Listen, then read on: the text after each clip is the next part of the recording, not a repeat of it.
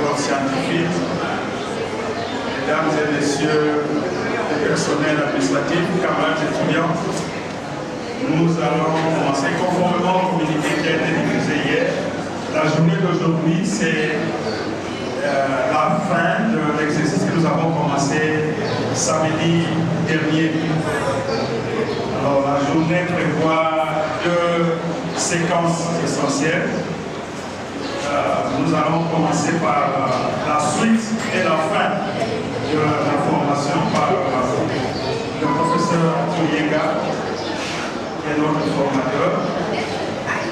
L'après-midi, à partir de 14 h, nous aurons la cérémonie de clôture qui sera présidée par le directeur de cabinet du ministre de l'Enseignement supérieur universitaire. Et là, nous donnerons une grande partie du programme. Le temps, il y a suffisamment de monde, donc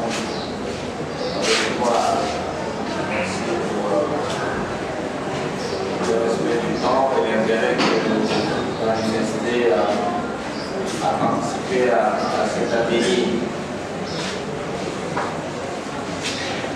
Je vous annonce qu'on pourra terminer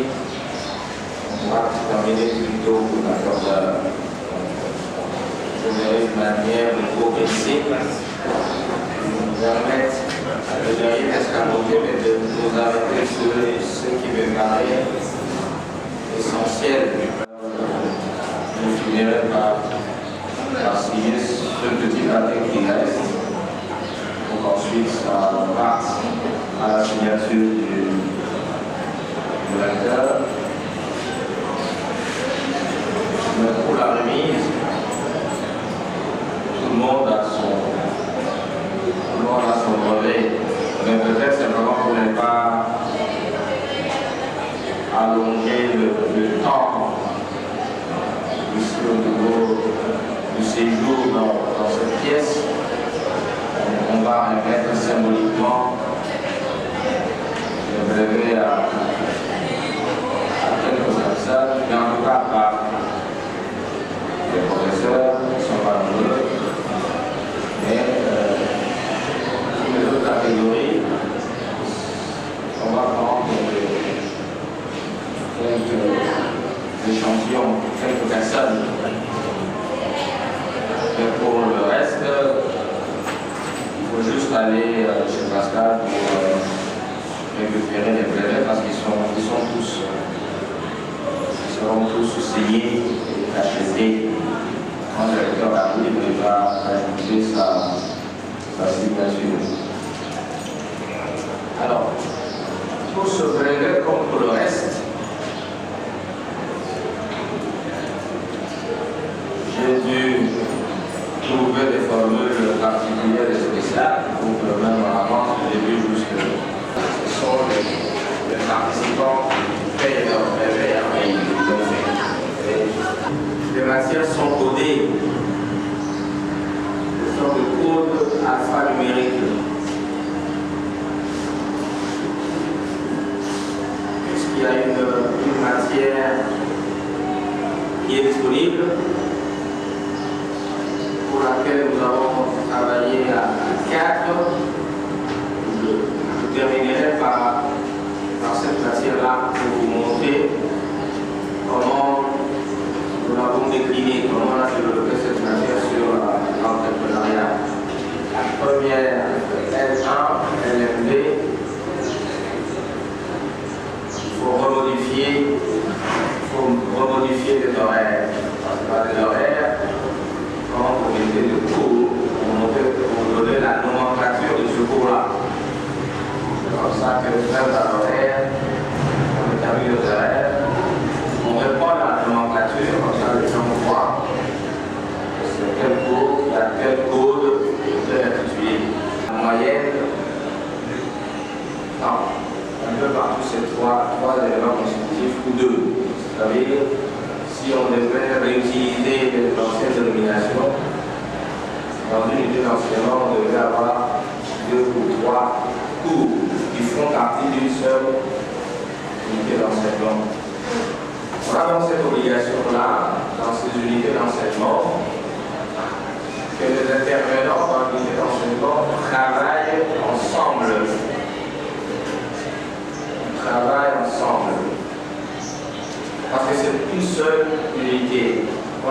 activité monodisciplinaire, c'est un peu facile.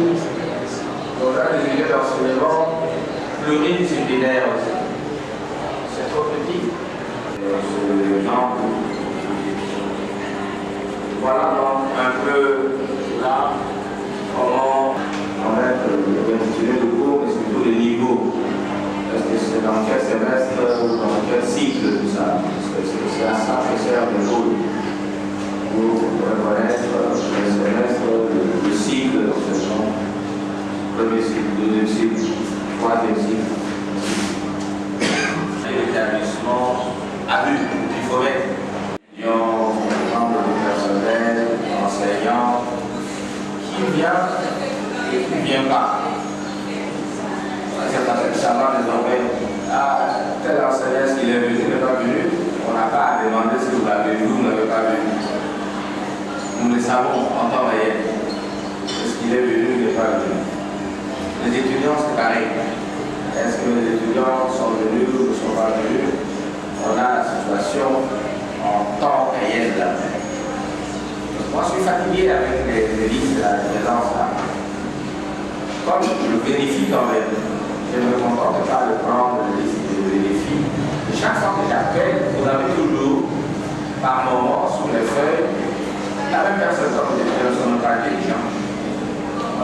Vous avez une écriture, la même personne qui écrit 10 noms. Et j'arrive à repérer, quand vous avez dit non, il y en a un qui a répondu, levez-vous. Donc c'est vous qui avez écrit pour les 9 autres. Il ne faut plus le faire. Parce qu'ils viennent par au commerce, comme ils savent que nous demandons une présence, ils ont des gens dans la salle. Ils remplissent leur nom. Avec le développeur, l'ingénieur, il ne faut pas que le système se déroule dans quelqu'un. Il ne faut pas que quelqu'un ait 5 cartes avec lui pour faire passer les 5 cartes. Ça risque d'être ça. Il est possible qu'avec le QR code, on ait une deuxième exigence, par exemple, l'exigence de mettre plus ou de montrer votre visage si on a les moyens pour qu'on puisse avoir une caméra pour voir que c'est nous. C'est possible. Peut-être que la puce est plus facile que le visage. Tout ça pour un peu renforcer la sécurité, pour connaître des données fiables. Parce que les étudiants qui n'auront pas totalisé les 3 quarts dans son cours sont d'office inscrits à tout. Il n'y a pas d'examen pour c'est la loi. Il faut quand même mettre des normes. Ce sont ces étudiants-là qui nous créent des problèmes éternellement. J'ai encore 15 cas de recours qui sont là. Mais il faut une correction de recours. C'est pas possible. L'année est finie. On va faire quel recours? Oh non. Il faut quand même. L'année est finie. Et je pense même que dans ces recours bizarres, c'est encore des étudiants sur le bâtiment qui vont faire des recours. On fera des recours, on va examiner. Qu'est-ce que vous voulez qu'on ait comme miracle avec des gens qui, quand on a tout déguidé, maintenant on va faire ces recours-là, ce sera quelle journée qui va se lâcher sur ça? C'est Minerval. Et avec la manière dont c'est réparti, on aura des cas de décès comme ça qu'on ne pourra pas prendre en charge. Mais si c'était seulement un éclairage dont les batteries sont venus, je pense que ça pourra aller dans le cadre de LMD. Par exemple, quand vous dites favoriser au maximum la réussite des étudiants, je suis en train de me demander, ce n'est pas déjà ce qui est fait. Mais entre les deux, l'étudiant n'est pas suivi, il n'est pas pris en charge. Parfois par la faute de l'étudiant lui-même. Moi, on arrive dans quelques-uns, je dis, par rapport à ceci, mais il y a tel professeur qui a telle préoccupation. Tel professeur aborde cette thématique-là, pourquoi tu ne vas pas le voir? Les étudiants ne vont pas spontanément, c'est parfois leur faute aussi. Ils ne vont pas spontanément voir les enseignants qui sont là. Ils ne viennent pas. Ils ne viennent pas pour discuter de ceci ou de ça et de ça. Maintenant, dans le nouveau système, c'est qu'ils sont partie prenante du dispositif. Parce que même l'enseignement, il est co-construit avec eux. Il y a un certain nombre de choses, même dans ce que tu fais, que eux sont censés apporter ou faire pour que l'enseignement progresse. Mais nous allons aussi mettre des structures pédagogiques d'accompagnement. On va les mettre. Une des structures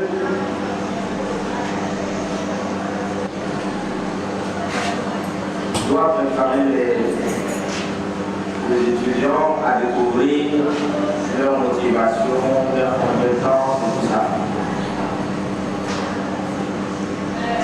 Ça suppose qu'au niveau de l'organisation, on devrait avoir des personnes identifiées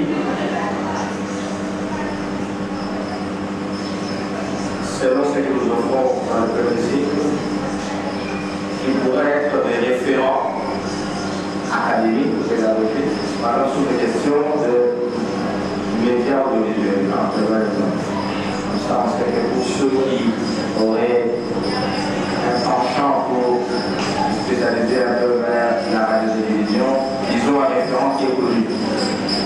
Pour la prescriptrice, c'est pareil, je dois avoir un référent, quelqu'un sur lequel les étudiants savent que, enfin moi, j'aimerais un peu plus développer des compétences à l'écriture parce que je voulais devenir journaliste. Tout professeur n'est pas pédagogue.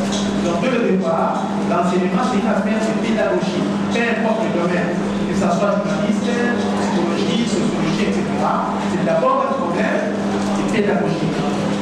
Donc, vous allez convenir avec moi que dans l'ancien système, qu'est-ce qui s'est passé, peu importe le domaine, dès qu'une personne a sa thèse, il va aller, entre guillemets, suivre une soi-disant formation de 3 jours. Puis, à laquelle on lui décerne un papier. En réalité, nous suivons cette formation pas pour développer des compétences pédagogiques universitaires, mais simplement pour la promotion, qu'on soit, n'est-ce pas? D'ailleurs, ceux qui ont été dans cette formation ne vont pas me contredire que plus souvent, les exposés tournent autour de l'histoire de vie des animateurs. Et 3 jours ne suffisent pas pour former un vrai pédagogue de l'enseignement supérieur. Maintenant qu'avec l'impératif actuel, où l'enseignant doit être un vrai pédagogue pour amener l'étudiant avec une approche du tutorat, du mentorat, amener l'étudiant à apprendre par lui-même, comme le dit simplement la carte. Enseigner, c'est poser une connaissance à l'autre par l'opération propre de celui qui apprend. Donc, il faut maintenant accompagner.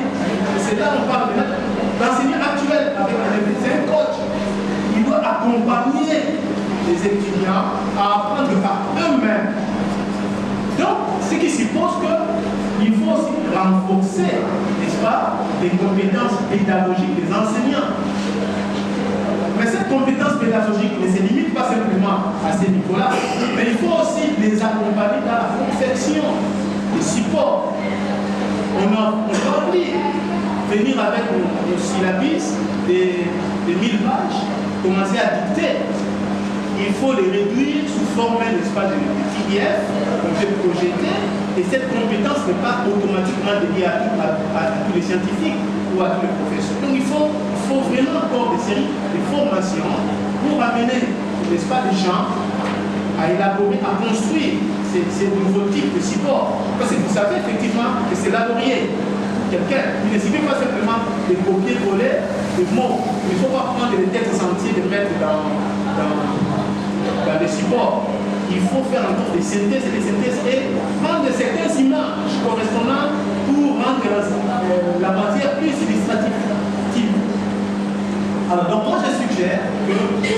puisse cette fois-là avoir toute une série de formations même de 3 jours sur l'approche pédagogique, sur le méthode, sur le rôle que devaient maintenant jouer, le vrai rôle que devaient maintenant jouer les enseignants, et également s'intéresser sur l'aspect, n'est-ce pas, du tutorat et du mentorat. Vous savez, effectivement, que c'est un priorité. Pour moi, en tout cas, les élèves, c'est ce qui applique à l'école primaire. Nous envoyons nos enfants à l'école primaire, ils ne savent ni lire ni écrire, mais ils en sortent avec des compétences de lecture, de comptage, etc. Ils sont bien formés. C'est ça en fait l'LMD. L'LMD, c'est l'école primaire. C'est l'école primaire. Donc, les enseignants à ce niveau doivent effectivement atteindre ce niveau de vrais pédagogues. Donc, il faut organiser, comme je dis, suggère des séminaires, là cette fois-ci pédagogiques. Pas appeler nos familles là qui viennent appliquer les soirs. Nous-mêmes ici, nous allons intervenir pour discuter avec les amis sur l'approche que nous voulons. Exemple, le débat sur les effectifs. On dit, voilà, LMD en Europe, aussi pour les étudiants de 30 personnes. Bien sûr, mais on ne peut pas faire les copier-coller d'un système. Non, on adapte toujours les systèmes par rapport au contexte local. Cas concret. Les Américains ont créé la théorie XY pour faire fonctionner, dans le cas du management, les entreprises. Les Japonais ont amené ces deux théories dans les entreprises nippones. Les deux théories n'ont pas donné les résultats satisfaisants. Parce que simplement, ces théories étaient élaborées selon les contextes socioculturels américains, X et Y. Et dans les contextes japonais, on met l'accent sur la vie communautaire, la vie en chaîne. Et William Ushi va s'inspirer des contextes locaux avec les théories d'ailleurs pour élaborer la théorie Z. Donc il ne faut pas que nous ayons à l'esprit qu'on peut faire copier-coller avec. Il faut toujours adapter. Comment adapter LMD dans les contextes congolais avec des effectifs pléthoriques? C'est simple. Les pédagogues ont amorcé déjà depuis 1780 l'approche des tutorats. Il faut lire des exemples d'ailleurs. Le tutorat peut, entre autres, nous amener à pouvoir faire cet amorçage. Ce n'est pas ici dédié de développer cela. Je pense que nous aurons prochainement des séances, là cette fois-ci pédagogiques, que nous allons construire ensemble ici pour faire avancer, appliquer LMD ici. Donc je dis, c'est ce que je peux avoir. Donc ça ne s'arrête pas au doctorat. Vous avez encore d'autres programmes post-doc où vous devez prouver que vous avez suivi le cursus pédagogique. Et quand vous y satisfaisez, vous devez la reconnaître. Ce n'est pas pour tout le monde. Nous l'avons dit dans le cadre de l'état vidéo, on en a parlé, donc nous appliquons désormais tous nos docteurs sont de. Parce qu'il faut pas que les gens croient que je suis en train de faire mon doctorat, je serai professeur. Non, tu seras docteur. Bon. Ça sert à quelque chose de doctorat. Ce n'est pas inutile. Non. Je suis docteur, en fait, je suis docteur et directeur, c'est bon. Ah, professeur, c'est autre chose.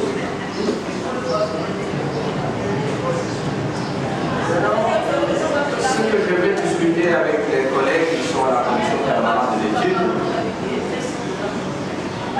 c'est d'organiser régulièrement ici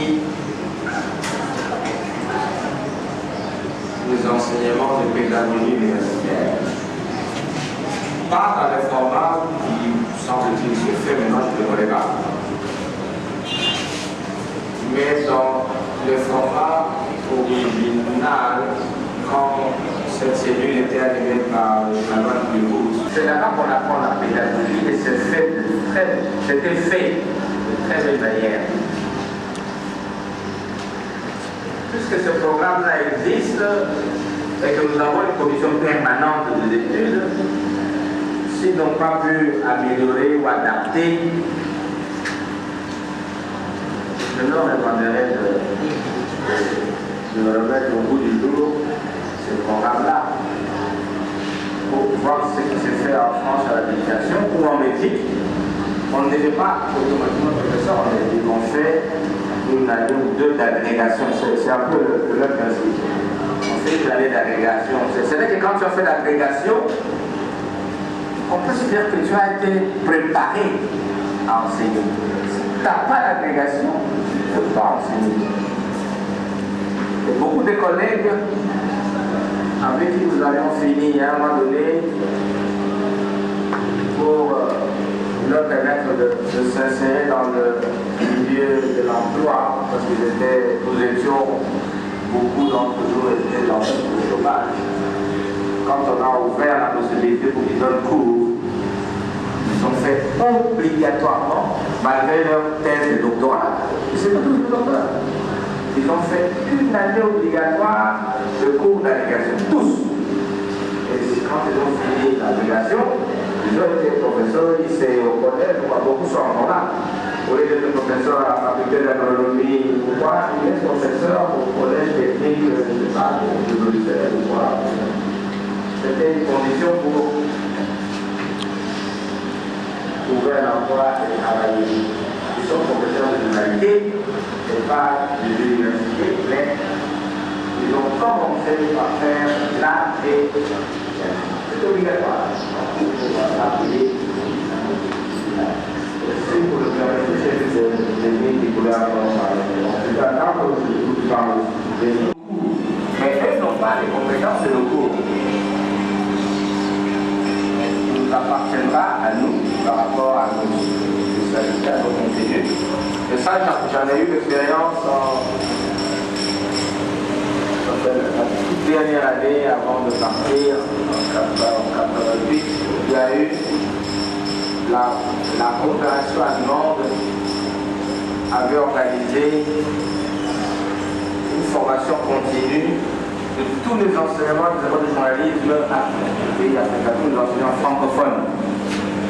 Tous les pays francophones. Et ça s'est déroulé à Tunis. Dans le cadre du passé, on est parti, je crois, à 6 ans, si je l'ai vu.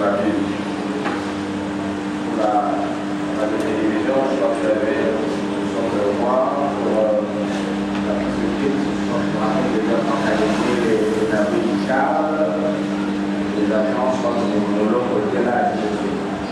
On le D6,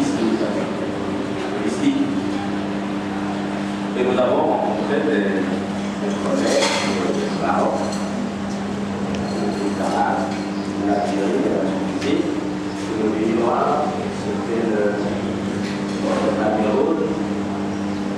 Il y avait trois pays noirs et 3 pays d'expression. La première semaine, on a eu un pédagogue allemand, une allemande, professeur de pédagogie, docteur.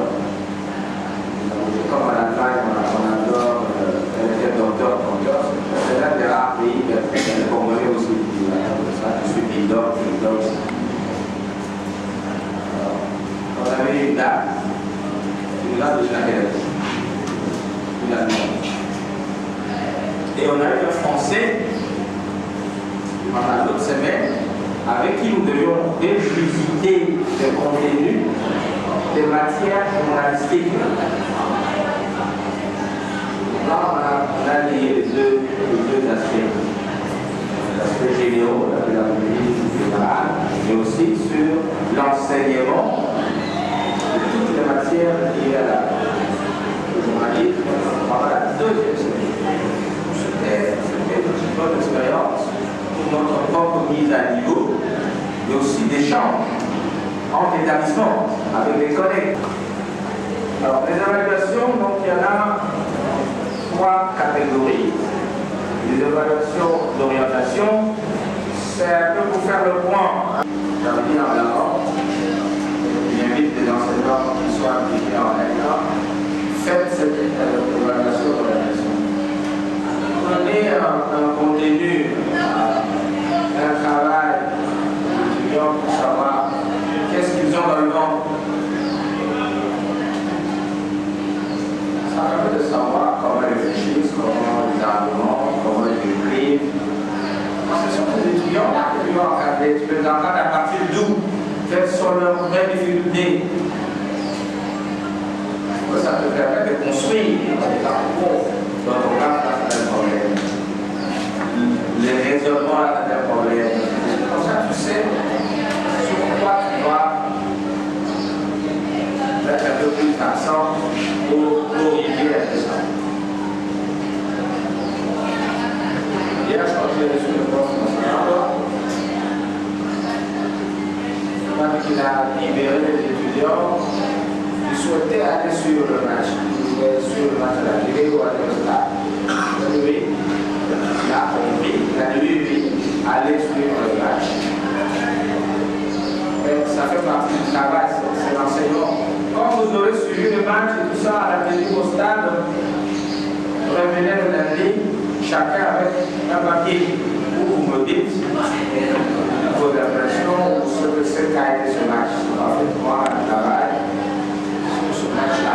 C'est le cours, allez-y. Donc, on n'a pas perdu le cours, aller sur le match. Et chacun va aller une page. À partir de cette page-là, il saura que ces étudiants-là, dans le cadre, qu'est-ce qu'ils ont écrit, comment ils ont écrit et tout ça. C'est bon.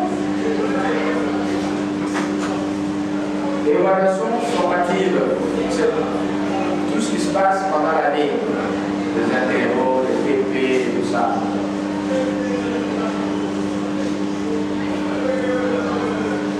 Quand on interroge régulièrement, c'est pour voir si on avance et que les étudiants suivent ce que tu dis. Il m'est déjà arrivé à mon désagrément, que quand je suis à l'intérieur, je fais le cours intensif. Une semaine, les 45 heures sont épuisées et j'évalue. La première fois, je n'avais pas fait attention. Ces étudiants me suivaient. D'abord, j'étais allé là-bas pour le jubilé de Loïc et je n'étais pas parti de cours. Puis, comme on avait un vote par semaine, je ne sais pas rentrer, je dois attendre la semaine prochaine pour rentrer mes profs. Voilà, vous êtes ici, essayez de vous dépanner. Vous allez trouver la politique. Et puis, je crois que l'organisation administrative et tout ça, l'école intellectuelle, question. Les étudiants sont en train de vous suivre, le rythme, de vous avancer ensemble. Il ne faut pas attendre l'évaluation de certification à la fin pour dire s'ils ont compris le cours ou pas. C'est fini, ça, c'est foutu. Ah, il y en a qui ont réussi, il y en a qui ont échoué. Non, on peut évaluer chemin faisant. Bien, la définition, je passe, vous allez le lire. Qu'est-ce qu'il faut retenir dans le système LD? La réussite est à 10. L'étudiant qui a 10 a réussi. C'est tout. Ça va de 10 à 18, selon les mentions. J'étais encore à l'hiver quand on a appliqué ce système, beaucoup de professeurs n'étaient pas d'accord. Parce que la réussite dans le système c'était 12 ans. Quand on a dit que c'était 10, c'était dur. On dit mais 10 c'est pas la règle. Quel est le mécanisme de contrôle que vous allez comment mettre sur pied? Parce que vous avez parlé du personnel que vous allez former certainement pour faire ce contrôle. Mais avec les inquiétudes des recours, par exemple, qui passent justement par ces personnels et la porte des gens autant des recours, dûment signés, ou encore des recours qui sont signés de façon parvenue à l'examen d'étudiant 0, et tout à coup pendant les recours c'est 16. Et voyez-vous pas que ces passages conditionnels peuvent poser un problème parce qu'en fait, ceux qui seront diplômés dans notre matière, ce sont nos représentants ailleurs. S'il est faible, on parlera des faciles. On a vu tout ce monde ici, très bien intentionné, qui ont participé à à d'autres séminaires, s'il vous plaît, rassurez-vous que parce que vous avez participé, que votre nom se trouve sur la liste. Rassurez-vous, s'il vous plaît. Parce qu'à la fin de notre séminaire, on va délivrer des certificats de participation. Il y a parmi nous des gens qui ont participé d'une manière assidue, comme le professeur Baïdi là, je ne sais pas si elle est là. Non, elle est là, oui, par exemple. Parce que si elle a participé et qu'elle n'a pas de brevet, je crois que je ne dormirai pas. Vraiment, rassurez-vous. Parce que dans 2 heures, professeur, 2 heures, 3 heures, on va livrer les diplômes que vous avez gagné, réussir avec la plus grande distinction. Rassurez-vous. Les niveaux de l'étudiant. À cela, je crois dans la loi qui criminalise, dans le projet des lois qui criminalisent la corruption, nous avons travaillé, on a introduit des sanctions. Ce qui est première sanction, le retrait du diplôme. Un licencié, un docteur, mais qu'on trouve que son niveau ne correspond pas au diplôme qu'il a, on lui retire le diplôme. Ça se fait en médecine et dans d'autres domaines. La deuxième sanction, c'est la responsabilité de l'institution qui a octroyé ce diplôme. Je crois que ça passera. Deuxième, c'est par rapport à l'évaluation dans le LMD. Tout projet d'apprentissage a 2 volets. Volet enseignement et volet évaluation. Maintenant, dans l'ancien système qui était approche par objectif, l'évaluation était de type cognitif. Et maintenant avec le LMD, c'est l'approche par compétence et l'évaluation, c'est situation, problème. Alors, c'est là où j'ai réuni le professeur David. Parce que l'évaluation, pour ceux qui font l'agrégation, on ne l'apprend pas dans 2 jours. Il y a tout un cours qu'on appelle la docimologie, qui est la science où on apprend comment évaluer. Parce que lorsqu'on évalue, on mesure les niveaux de compréhension des apprenants. En même temps, vous-même, l'enseignant, vous vous remettez en cause si par exemple les étudiants n'ont pas bien compris. C'est que vous devez changer aussi votre méthode et choisir une autre méthode. Alors, aujourd'hui avec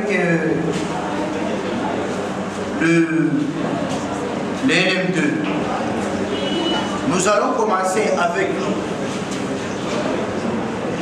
L1, communication appliquée, où déjà nous devons commencer à intégrer ça même dans les classes qui ne sont pas encore concernées par des journées de réflexion comme celle-ci, où nous allons exploiter les ressources internes que nous avons internes, que nous avons ici. Il y a des gens ici qui ont des outils, qui ont des approches, qui ont une maîtrise, par exemple, la conception d'un module, par exemple, en PowerPoint. Nos amis là des CPI n'ont pas cette compétence.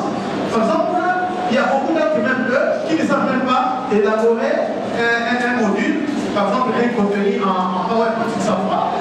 Alors que nous avons des gens ici qui peuvent expliquer, qui peuvent accompagner leurs pairs, d'apprendre, par exemple, cette compétence. Au-delà de ça, même le processus d'évaluation, moi je pense qu'on ne doit pas surcharger CPE.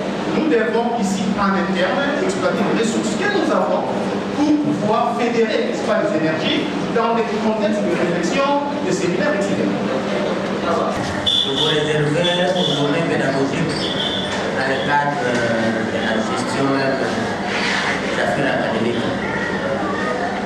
Est-ce que le système prévoit de tels mécanismes d'évaluation en début de chaque...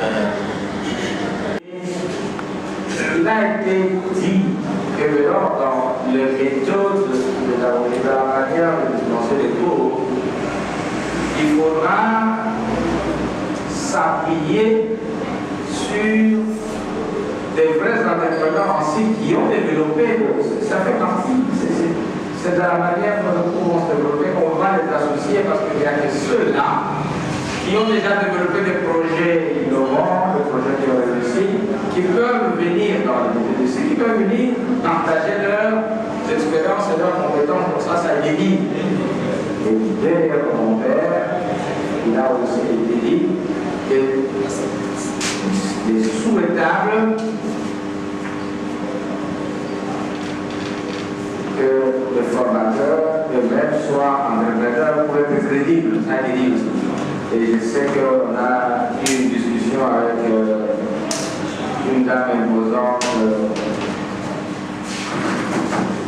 de l'IBED, c'était de l'IBED, qui contestait tout ça en disant qu'elle donne déjà tout ce cours, elle n'a pas besoin d'être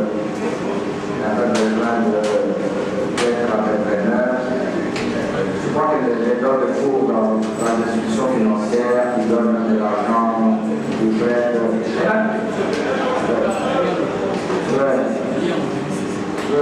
Elle a développé que sinon les universités n'existeraient pas si tout le monde c'est une discussion qu'on peut avoir.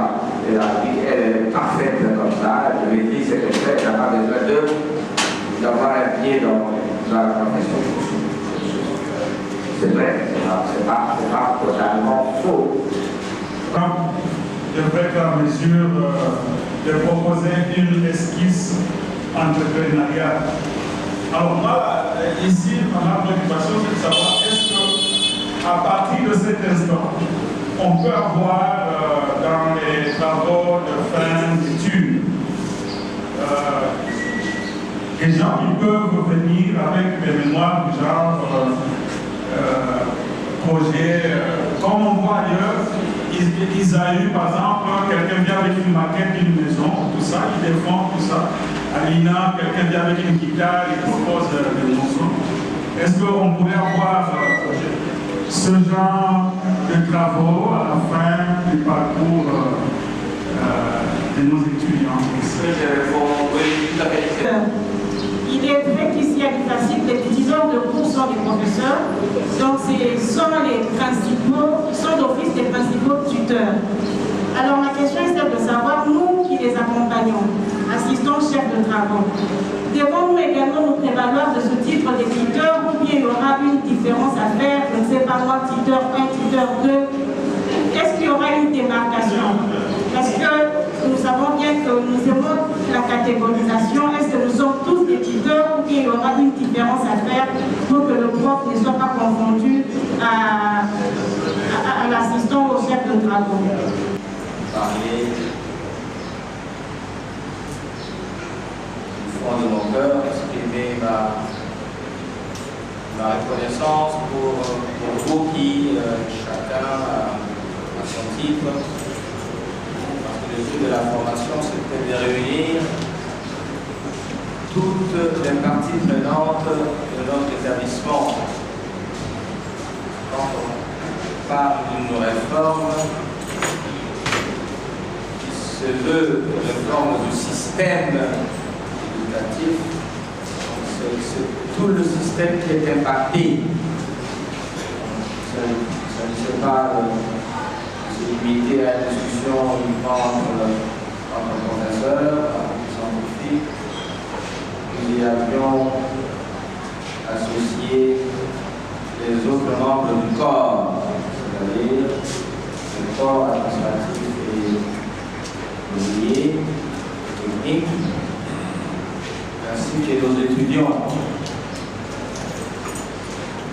Et pendant 3 jours, nous avons passé en revue un certain nombre de thématiques qui visaient à nous faire comprendre vraiment les raisons essentielles de ce basculement. pourquoi notre pays a choisi d'intégrer le système LMD et comment, au niveau du pays, nous devons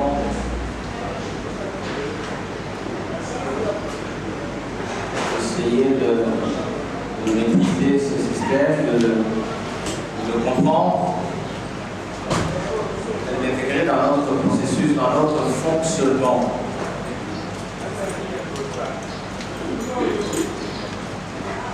Et dans son fonctionnement, il y a un certain nombre de dispositifs, d'approches méthodologiques, des vocabulaires, tout ça, avec lesquels nous devons nous familiariser. C'est ce qui a constitué le contenu de ces 3 journées de formation. Et comme je l'ai annoncé, ce n'est qu'une étape dans la marche que nous allons entreprendre ensemble. Dans la suite de la marche, chaque corps, chaque partie de notre système ici, de notre établissement, au niveau de FACIC, nous allons vérifier qu'on va tout doucement rentrer dans le fonctionnement de ce nouveau système au niveau académique, au niveau de la recherche, au niveau administratif, parce qu'il faut une gestion administrative qui nous permette à ce que ce système puisse fonctionner sans beaucoup de heures. Et nous aurons des périodes pour lesquelles nous allons nous revoir pour chaque fois faire des réajustements afin d'avancer. Je répète ce que j'ai dit tout à l'heure, aujourd'hui, c'est que de ne pas nous bloquer, de ne pas opposer des distances, de construire des barrières, montrons-nous ouverts, comme je peux répéter une des paroles, je crois que j'ai entendu de la part du professeur Boulibali. Essayons aussi d'être humbles, soyons humbles. C'est qu'il n'a plus rien à apprendre, personne ne peut rien dire, c'est là.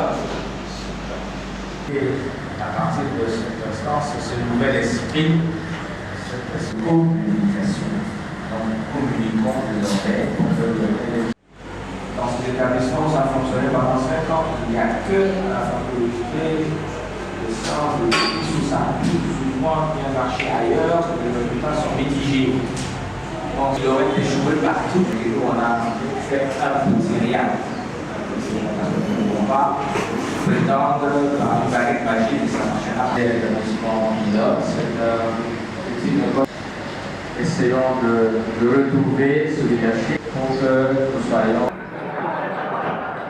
On réussit avec distinction brillante. On réussit avec grande distinction brillante. On réussit avec la plus grande distinction tous les professeurs.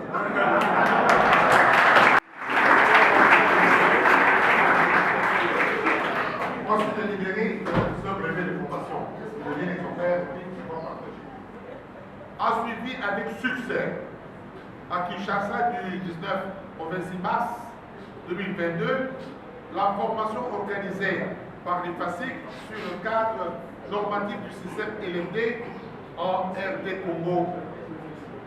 L'approche par compétence, APC, les exigences curriculaires, les unités d'enseignement et les crédits, l'évaluation et les délibérations, l'élaboration des offres de formation ainsi que la gestion académique et administrative du système LMD.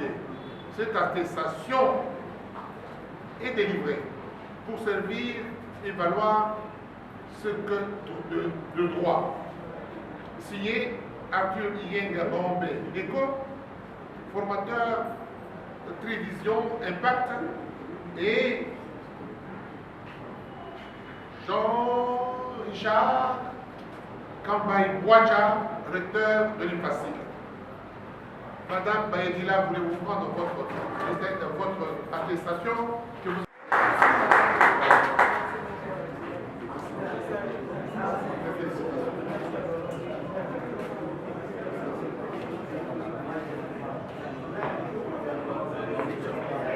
Professeur Élidé Godefroy, votre brevet de formation réussi avec la plus grande réussite.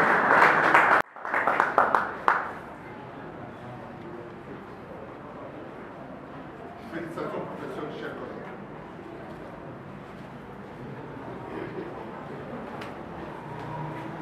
Professeur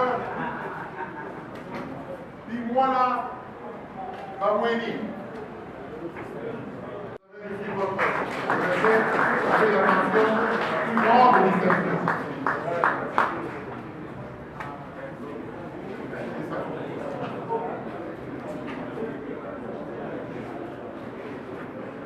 Professeur Wawa Ozan Imo.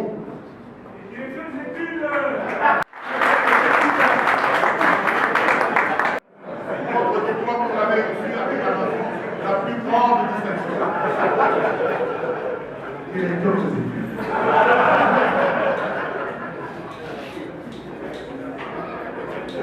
A réussi son diplôme avec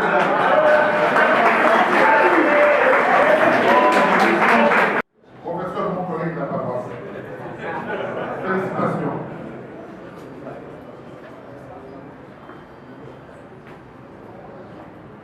A réussi son brevet de formation avec la mention plus grande distinction.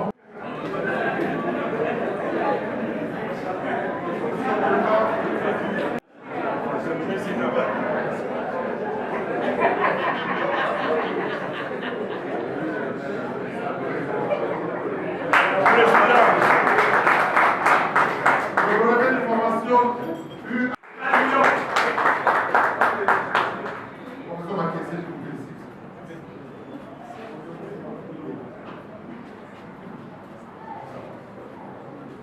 Avec la plus grande distinction, nous ayons...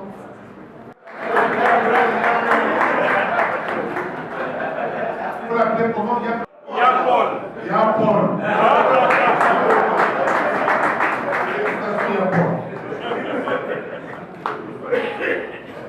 Avec la plus grande distinction de l'organisation de diplôme au professeur Boulomba Senga.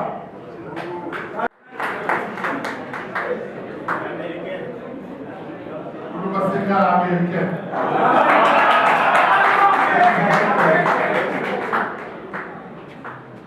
Il y a des dollars. Il y a des dollars.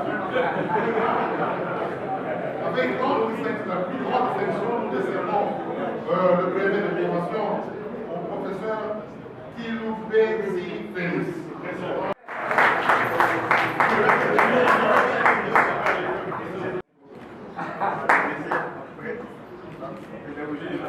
Ah oui, nous sommes plus là-bas.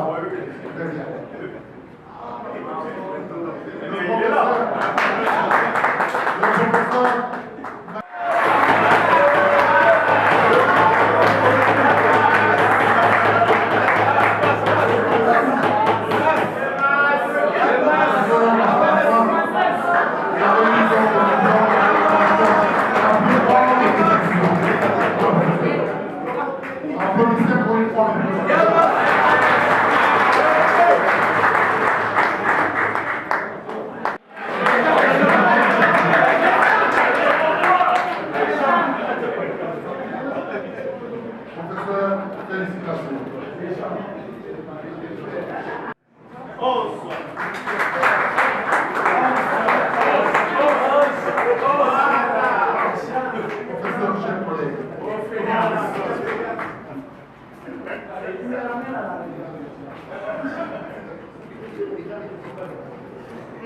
Professeur Sia Kwaou Lembissa a réussi à marquer la plus grande citation. Siao Martino. Dans cette fille, Siao Martino.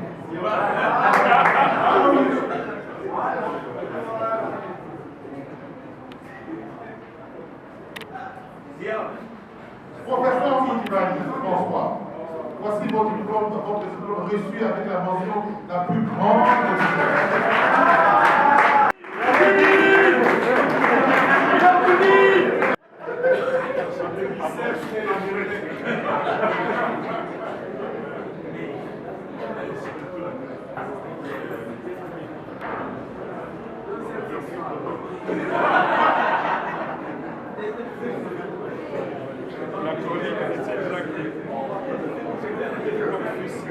Mon collègue a eu son diplôme en première session.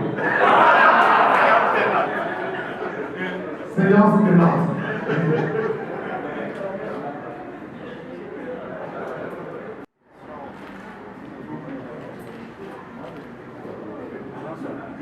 Le professeur Kampou Kalaja a eu son diplôme avec la mention la plus grande déception.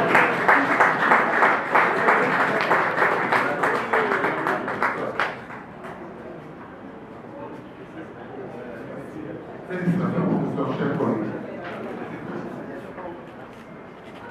Il marche bien, le voilà, il marche bien. Il marche avec Pierre. Professeur, félicitations. Voici votre tour.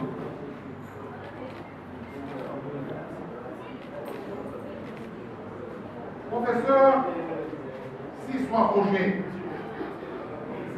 Voilà. Professeur Photo. Et là, professeur Photo. Voilà, professeur. Félicitations.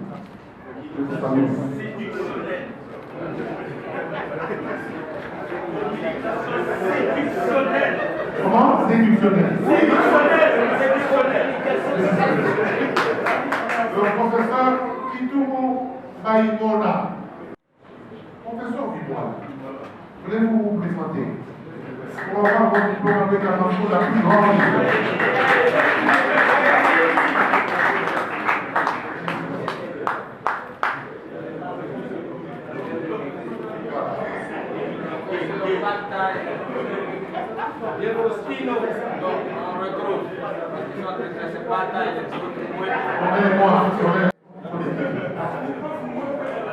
Professeur Pata, félicitations.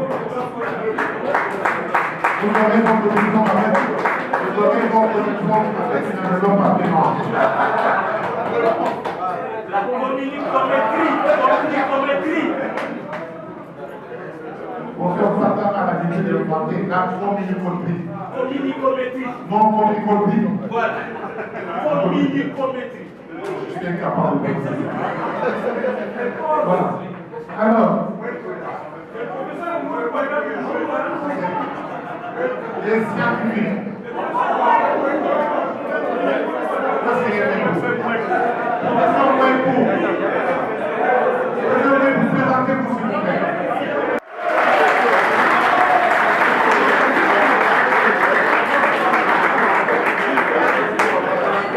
Comment le professeur marche? Applaudissez encore une fois.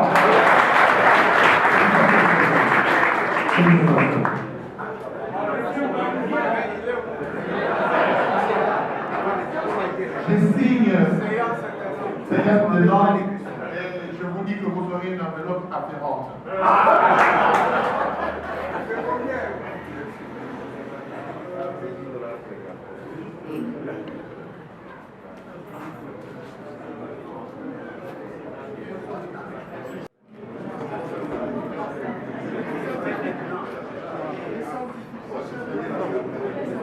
Les scientifiques suivants ont eu leur diplôme avec la mention la plus grande distinction.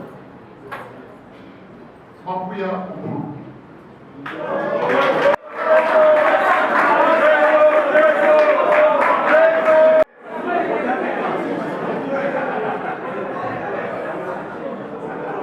Les années à venir, vous devez nous rejoindre comme professeur.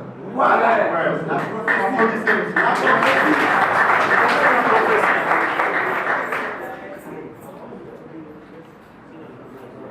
Tombi Kamak Tito.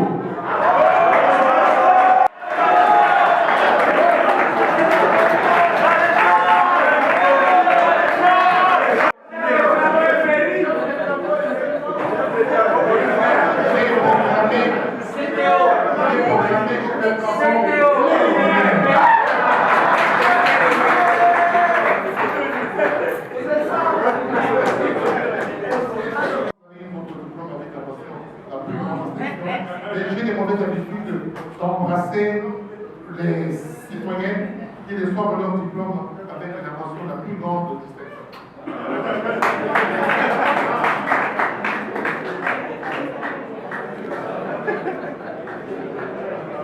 Madame est en train de dire, vous n'avez pas fait ça avec le Front Maïdina. Front Maïdina, s'il vous plaît, faites pas de jaloux. Présentez-vous que je vous embrasse.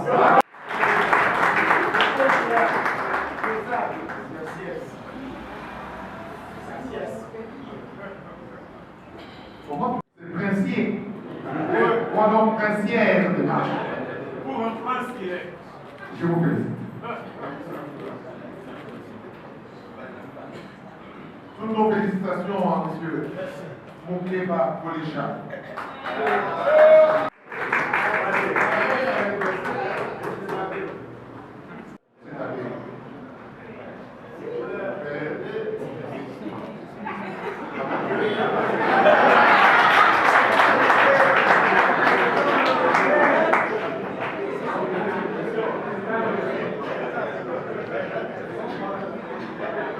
Messieurs, la Bunda, Landa, Foum.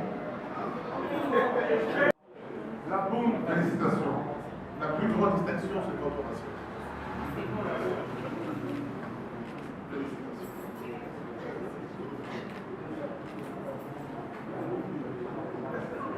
La plus grande distinction est décernée à M. Kanobi Boni. Félicitations. Kanobi Boni est mon conseiller chargé des affaires étudiantiles.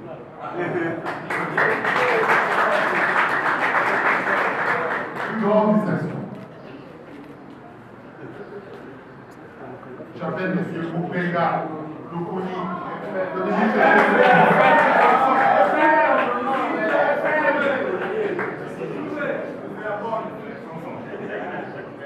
plus grande distinction, c'est pour vous. Félicitations.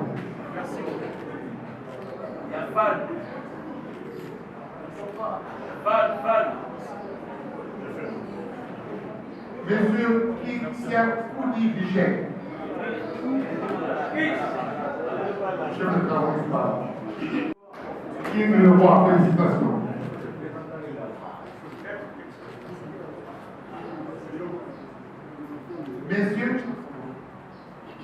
Monsieur Kapambi Moukeba Simon, assistant.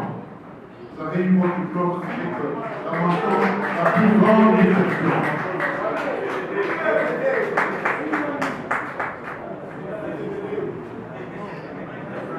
Félicitations, monsieur. Félicitations.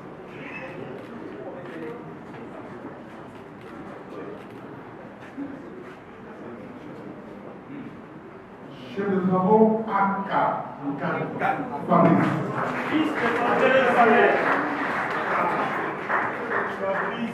La plus grande félicitation et collaboration. Félicitations. Félicitations. Monsieur chef de travaux, Kekele Achille.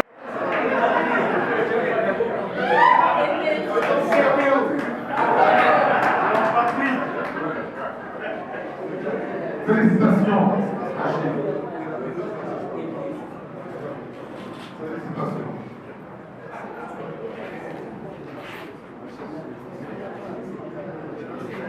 Chef de travaux, Kélé Sylvie.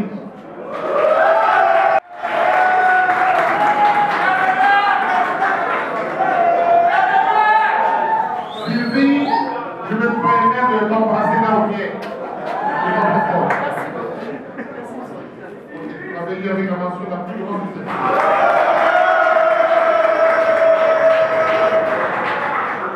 chef de travaux, Nosa Matmona.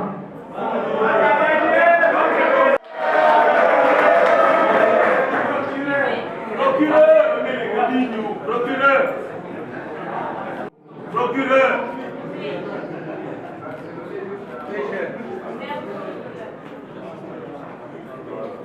Assistant Minuta Kadikadi Papi.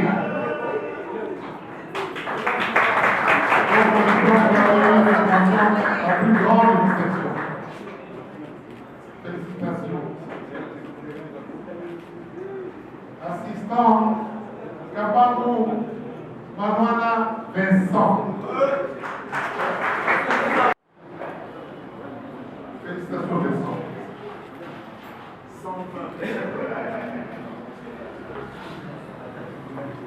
Chef de travaux Patrice Kalewela.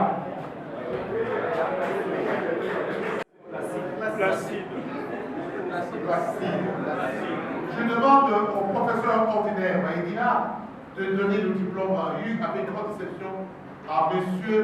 Valéweya Placide. En titre de doyen.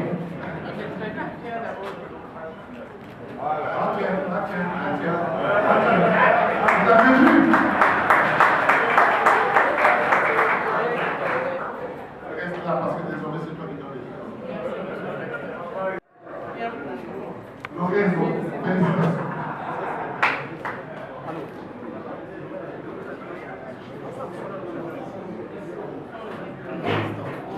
Assistant Hébert Kala.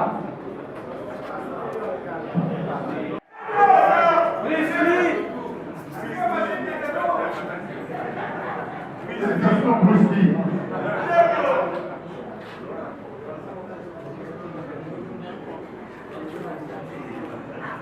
Chez le travaux Corinne Bell, il a eu son diplôme avec la mention la plus grande. Il a eu son diplôme avec la mention la plus grande.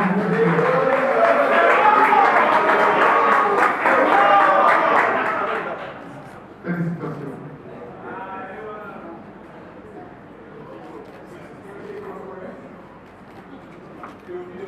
La Suisse.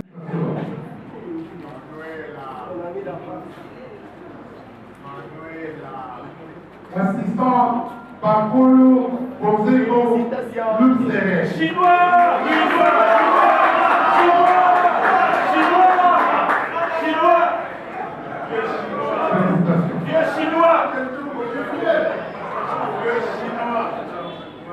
Chef de travaux Namona Ika Kabira. La plus grande distinction du territoire. Félicitations. Bravo.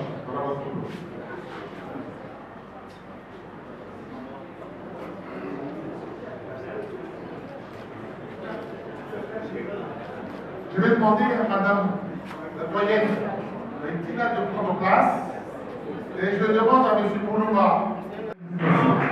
Oui, c'est toi.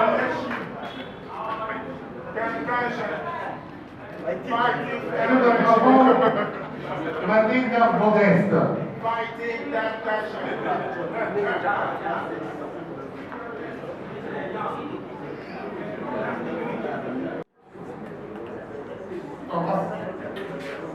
C'est comme ça. Ah, félicitations, madame.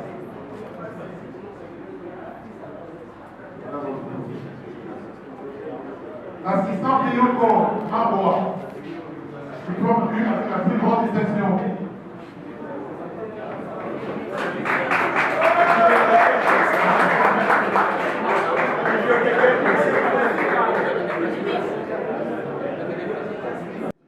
Votre diplôme pour la BU avec la plus grande distinction.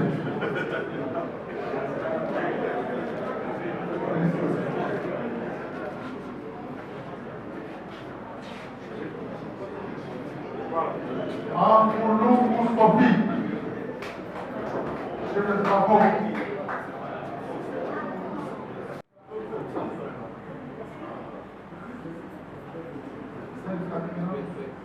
Le personnel administratif suivant ont eu leur diplôme avec attention.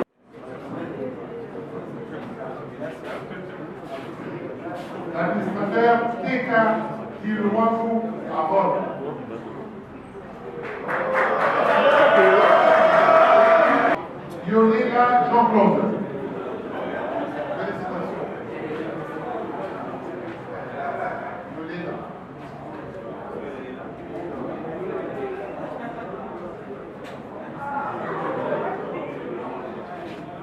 Directeur Malélé d'Oprivé.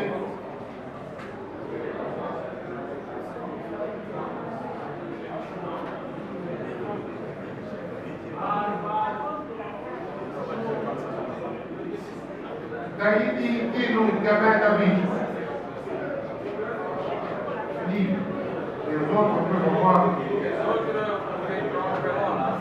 Tout de suite, dans les autres. Alors, je vais permettre à Célina de se mettre là-bas pour avoir son diplôme de maître lecteur. Monsieur Yenga Maombe Décoration.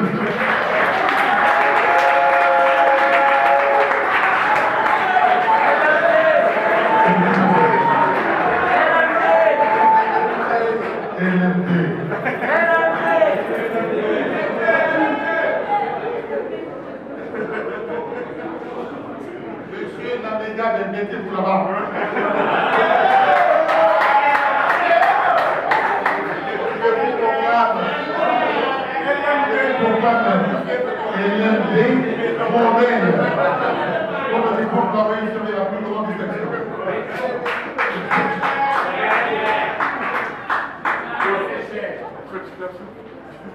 Le cadet du comité de gestion, M. Kaïno Bacho, l'homme de l'argent et le budgétaire. Kaïno Bacho, la plus grande distinction. Zemmour. Alors, le dernier de tout ça, qui a eu son diplôme avec mention satisfaction. Moi, j'ai eu mon diplôme avec la mention satisfaction. La plus grande satisfaction. La plus grande satisfaction. C'est le comité de gestion qui va me mettre le diplôme. Campagne boîte à l'argent.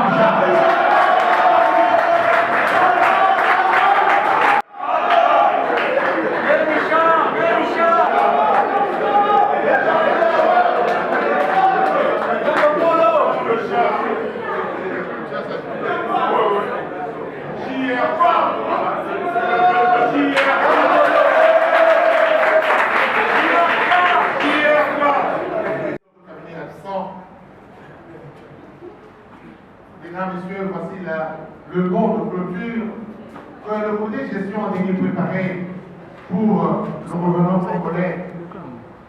Monsieur les membres du comité de gestion de l'EFACIC, Mesdames, Messieurs les professeurs, chers collègues, Mesdames et Messieurs, membres du corps scientifique et administratif, chers étudiants, comme nous le voyons tous, le système éducatif d'enseignement supérieur et universitaire dans notre pays est tenté de mutation. Cette métamorphose se caractérise essentiellement par le basculement du système PADEM au système FFD, tel convenu par le gouvernement national, au travers de notre ministère de l'Éducation et adopté aux États généraux de l'étude à l'ouvrage.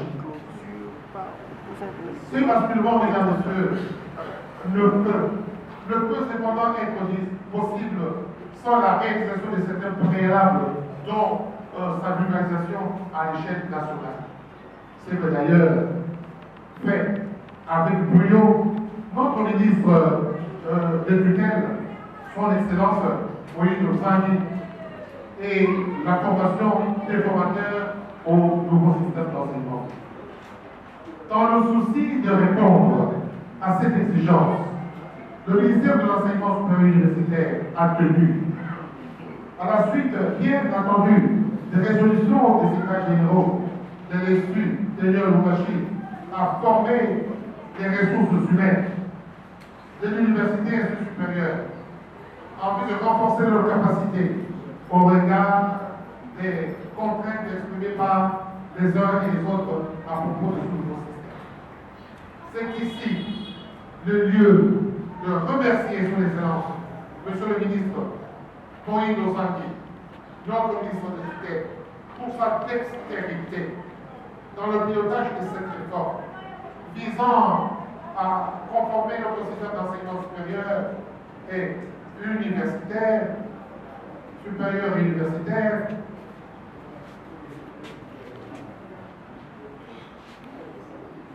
aux standards internationaux, sous le leadership du président de la République et chef de l'État de la République démocratique du Congo, j'ai cité Félix Tshilombo Antoine. Et avec l'encadrement du Premier ministre, chef du gouvernement, son Excellence Jean-Michel Sama, le Condé Kienge. Applaudissez-le s'il vous plaît. En portant le pas à cette démarche, le comité de gestion de l'IFASIC, au travers du secrétaire général académique, a organisé cette formation en 3 jours à votre intention afin de renforcer nos capacités en matière technique de transmission de savoir, voir la gestion de l'administration universitaire au regard des objectifs de ce nouveau système d'enseignement. Mesdames et messieurs, l'occasion m'est donnée ici de féliciter pour ce faire tous les membres du comité de gestion pour avoir réussi ce pari, et singulièrement le professeur Arthur Yenga Maombe pour son abnégation, faisant à la fois le don de soi dans le processus de matérialisation du CLMD au sein de l'université congolaise et plus particulièrement à l'IFASIC, notre alma mater, qu'il me soit également permis de remercier tous les professeurs, chers collègues, qui ont accepté de participer activement à cette formation de renforcement des capacités malgré leur agenda très organisé. Je n'oublierai pas certainement le personnel scientifique et administratif qui n'ont aménagé aucun effort en vue d'accéder à ces nouvelles méthodes d'apprentissage. Je ne terminerai pas mon propos sans encourager nos étudiants, nos chers étudiants, et étudiants, surtout les nouveaux, de prendre l'envol en s'adaptant à ce système, à ce rythme qui, je l'espère, produira des résultats escomptés. Cela dit, je déclare close la formation au système LMD organisée à l'IFASIC, respectivement le 19, le 21 et le 26 mars 2022. Je vous remercie. Wajiki.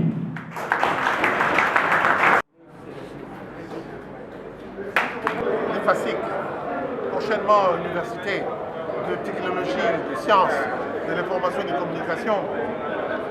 Vous l'avez vu vous-même, les gens des médias, peut-être chez vous, ont suivi cela avec beaucoup de satisfaction. Et ils ont aimé. L'enthousiasme plus grand, vous l'avez vu. J'attends que l'université, comme d'autres universités, emboîtent le pas pour que le Congo bascule alors définitivement dans la mondialisation caractérisée par le système LMD dans l'ensemble du monde. Je suis heureux et je suis content. Les étudiants qui ont suivi, surtout celles de première année, ont trouvé avec satisfaction que enfin, par l'LMD, notre première année vont entrer dans cet espace de la mondialisation au niveau de l'université. Le monde change et le monde changera. Tout change et tout est dynamique. L'enseignement supérieur universitaire est dynamique. Nous sommes dans cette allure-là. Il faudra que les autorités pensent à remodeler le système qui à l'enseignement secondaire dans notre pays. Parce que souvent, vous avez des étudiants qui ne maîtrisent pas la langue d'enseignement qu'on pratique ici. Bien, je ne peux pas être juge parti parce que je suis formateur, mais au moins je peux assurer et garantir que la formation qui a été dispensée ici, une formation de haut niveau, assuré par un spécialiste des cycles, donc on a pu vraiment au-delà des aspects pédagogiques, sur les contenus, parce que nous nous retrouvions ensemble comme spécialistes des cycles. C'est ça un peu le cachet de cette formation, complètement dédié au centre de transformation de la communication. Dans les 3 jours d'attente, d'abord en termes de devait être assuré bien été escamoté. Et quand je vois aussi la participation, la qualité de leurs interventions, ça montre que ils ont vraiment suivi avec l'intérêt, le feedback, les questions,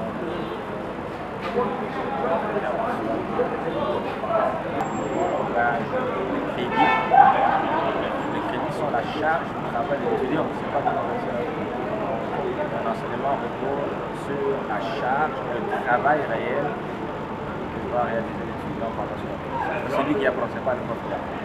L'étudiant qui apprend, donc il doit être informé, il doit écouter le prof qui parle, mais lui doit aussi participer à la construction de son savoir, de son savoir-faire, de sa capacité. La pédagogie